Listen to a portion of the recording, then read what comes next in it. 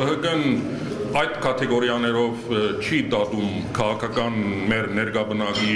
ուրեմն գույները, մենք դատում ենք կուսակցությունների գործով եւ ես կարծում եմ,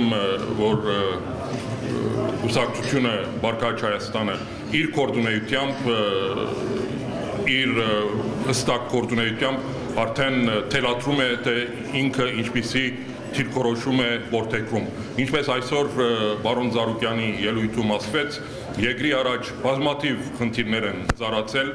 կուսակցությունը իր ամբողջ իմաստը կգործնի, եթե մենք այդ խնդիրները չբարձրացնենք, դրանց մասին չխոսենք եւ նաեւ այլընտրանքային լուծումներ չառաջարկենք։ Այսօր մեր կուսակցության առաքելությունը գայանում է հենց դրա մեջ, լինել այլընտրանքային լուծումներ առաջարկող կուսակցություն եւ այդ այլընտրանքային գաղափարների շուրջ համախմբել նաեւ բոլոր այն ուժերը, որոնք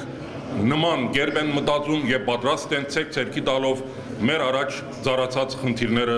լուծել։ Իսկապես այսօր Զարուկյանի ելույթում շատ հետաքրքրական եւ գառուցողական առաջարկներ կան։ Ես կարծում եմ, որ այս համակումարով Բարգավաճ Հայաստան կուսակցությունը նոր փուլ է թևակողում եւ այդ նոր փուլ թևակողելը նաեւ դելաթրված է բնականաբար մեր ժողովրդի պահանջներից